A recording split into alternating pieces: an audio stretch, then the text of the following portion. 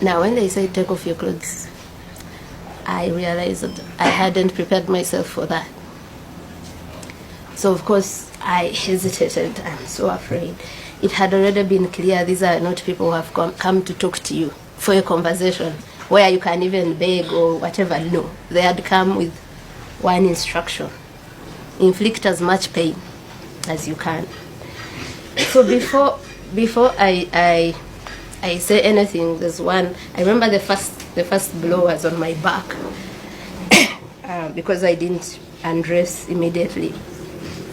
And after that blow, they started taking off the clothes themselves.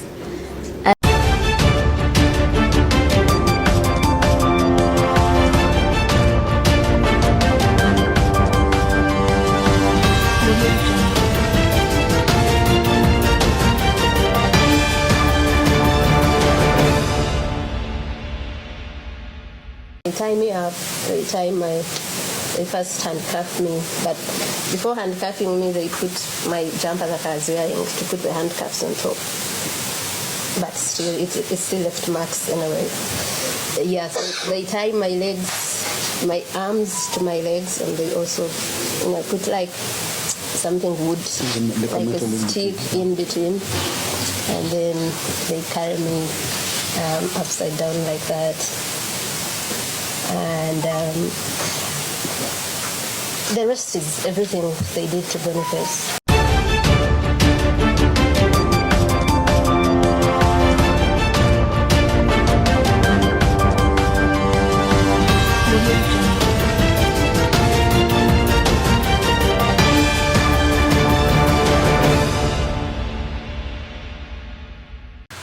It has been revealed that the Uganda activist AGATHER ATUHAIRWE was almost sodomized in the Tanzanian's prison. AGATHER ATUHAIRWE came out crying, telling the ordeal he passed through when he was in Tanzania.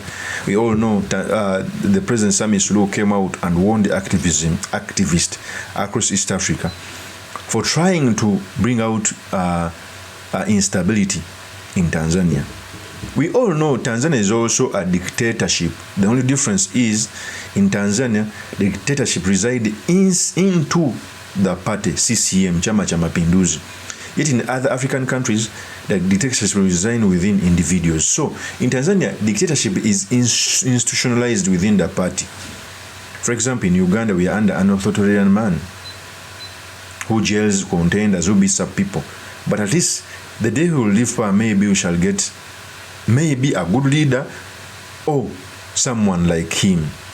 Yet in Tanzania has been able to change leaders but doing the same things. So CCM is the dictatorship in Tanzania. It's the reason as to why even the opposition is less in Tanzania. Tanzania, even its parliament is almost 99.999 government. There's no room for the opposition. So in this episode, I've come to talk about the ordeal of AGATHER ATUHAIRWE, what it means for our politics, and most importantly, the sedimentary we can learn from the politics of our nation. But before I do this, I want you to know that if you're new to this channel, please subscribe. And if you're watching this video from a different platform, please head on to YouTube, type in Sula Mawagari. There's a lot of content of this nature. If geopolitics and economics is what you want, this will be definitely the right channel for you to subscribe to.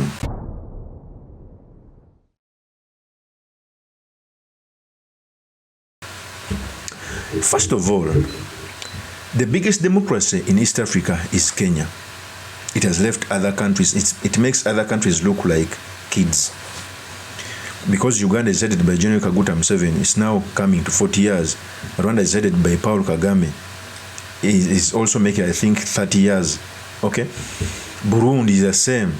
Congo is trying hard to bring out democracy, but it's all more or less the same. Tanzania is an institutional dictatorship under Chama cha Mapinduzi. Okay? They have been able to change leaders because they do 2 terms, but the dictatorship is institutionalized. Okay? It's like China of Mao Zedong, where the CCP is the only party in the country. So when the activists within South Africa went to represent Tinda Lissu, the opposition leader in Tanzania, they went to represent him as lawyers. Because since there is a dictatorship in Tanzania, many lawyers would fear to represent such people. So when they are going to represent Tinda Lissu, they are caught.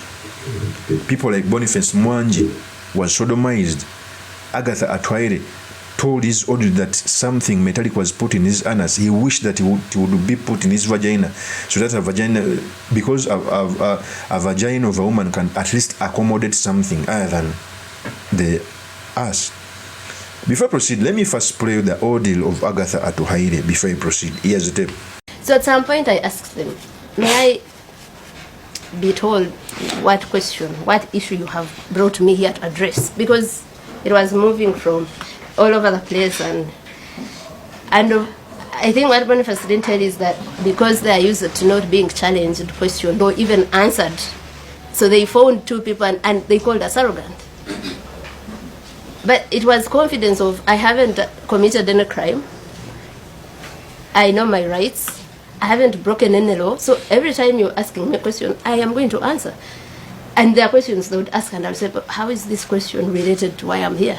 Do you have children? I said, what have my children got to do with this? And like Bonnie said, so we are being questioned by so many people.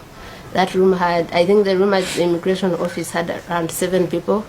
All of them, every time I say something, they jeer with so much anger. It was as if we had done something very personal to them. So up to the point where we go to the police station. And this is something I've wanted to emphasize. So I come from a country that is also very dictatorial, full of impunity, but I never thought that one day I'll found a country that is worse, a government that is worse. So my shock was that we are in the hands of public officials. They picked us from the hotel. They told our colleagues, because the Elder General Ulimwengu asked the guy, I remember the first name being George, what's the issue? Why are you taking them? And they said, you know, just for them to help us with some investigations, answer some questions. So the feeling was that let's not be accused of blocking any form of investigations. We have gone to answer the questions they have, however ridiculous, however disagreeable they are. But so these people know that the world, many people already know we are in their hands. We are taken to a police station. We're in the hands of a police officer. I am sure, like in any other East African country, even in Tanzania, the mandate of police officers, the core one, is to protect citizens and their property. So we are in the hands of people that are supposed to protect citizens. But this person, that guy that was, we later to learned his name to be Faustin Makerere, called thugs to pick us from a police station, from his custody, without a care of, you know, I am untouchable. Not just here in Tanzania, but everywhere. So in Uganda, they kidnap people. They torture people also. It's not a secret. But at least they kidnap you from a street so that no one knows who exactly is responsible for this. And many times they would deny, no, we don't know where he is or where she is. Here, the public officials were not afraid at all of being the ones to call thugs, to send us to thugs to do what they did to us. And for me, that's a level of impunity that I cannot fathom, that we are at that stage where people, of course, when I was still shocked, I saw members of parliament also saying Martha Karua should have been raped or sent back home on oxygen, and they were openly in parliament. If that doesn't scare East Africans, that we are at that barbaric level, and for them sexual violence is a go-to thing, like it's the first thing they think of. So anyway, so when we're checking what they did to Boniface is exactly what they did to me. They get me out of the car. After they took Boniface, they had increased the volume of the gospel music they were playing. At first I didn't know why, but I had Boniface screaming and I knew they were trying to block that, me from hearing that. So they violently pick me out of that vehicle, and they also order me to strip naked. Now I was afraid. You know, many people think I don't get afraid. I mean, I know people who say it seems fear is not in Agatha's DNA, but I was afraid. You know, I first got afraid when they blindfolded us. I think I had a moment of like almost a panic attack because always my fear was being tortured. I always thought, I wish the day they get me, I have like poison and I swallow it so that I don't go through so much pain, so much humiliation. So I was afraid when they picked us up, and then I told myself, there's nothing you can do. There's no way out. There's no one saving you. You are blindfolded. You are like that sort of suffocation where there's no way out. So I found myself having this calm of accepting, you know, whatever happens will happen. You have to prepare yourself for it. Now, when they say take off your clothes, I realized that I hadn't prepared myself for that. So of course I hesitated. I'm so afraid. It had already been clear these are not people who have come to talk to you for a conversation where you can even beg or whatever. No, they had come with one instruction: inflict as much pain as you can. So before I say anything, there's one. I remember the first blow was on my back because I didn't undress immediately. And after that blow, they started taking off the clothes themselves, as forcefully, as violently as you imagine, because they're taking off and you're even about to fall down, because I had a jumper that is very tight in the neck, so by the time they get it out and everything, they take everything off. So there are layers of vulnerability. That is like the topmost. You're already in the hands of criminals, clearly. You're already blindfolded. Now you've been stripped naked. You don't know what's happening. You don't know what's in front of you in your, complete nakedness and all. So yeah, they tie me up.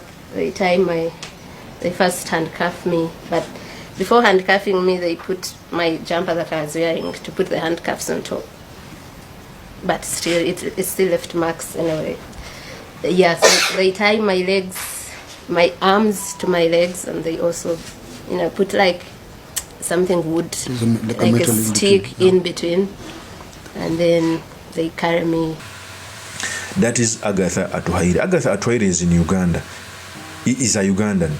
He was called together with his Kenyan counterpart, Boniface Mwangi. So when he comes out to tell such ordeals, it is not good future for East Africa. By the way, if you had some issues within your country, the safest countries would be Kenya. But even Kenya under William Ruto is turning. You remember Kizza Besigye was caught in Kenya, repatriated to Uganda, and is now in jail. Under international law, you cannot repatriate someone. There are some things which are supposed to be followed. How can you allow a foreign military to capture someone from within your country and take him back? Okay? Ruto allowed the Ugandan army to come in Kenya to pick Besigye. Under international law, it's not allowed. So even in Tanzania, you cannot run there because it's an institutional democracy. They are even worse. Okay? In Uganda, you cannot run from East Africa and you come to Uganda because it's also under an authoritarian rule. They can take you back. So the future of East Africa, African democracy, is not certain. The good thing is the biggest democracy, which is Kenya, is fighting hard to remove William Ruto. By the way, I personally supported William Ruto. I wanted him to win. But the day he fell to the river for Kenyans because they are bitter. Now he's even calling more problems in East Africa, where he works with a rebel group in Sudan. Okay? RCF, the leader, remember the deputy president came out and said that now he repatriated Besigye to Uganda, which is contrary to the constitution and international law and the national and the UN convention. So the East African democracy is at risk. We need, and I think it is the reason as to why even these East African activists are trying hard to fight for equity in these countries, because fighting for democracy in certain countries also entails getting support from your neighbors. It is not a sole fight. Of course, that's my opinion. Do make us by commenting about this. Thank you very much for listening in. If this is your first time on the YouTube channel, I implore you to subscribe, like, and comment so that I can be motivated to do more of such videos. Let me also take this opportunity to ask you the mandate and support, because I'll be running as a member of parliament for Makerere East constituency 2026. I have the requirements of being the best leader amongst my contenders, because there is none other than me in matters of understanding, in matters of delivery, in matters of fighting. It is your chance to not let the good leader in me get to waste. I'll see you on another one. Peace. Kusaba chimuze mpala na bulungi wangi avampala no bulungi nange benjagala obulungi.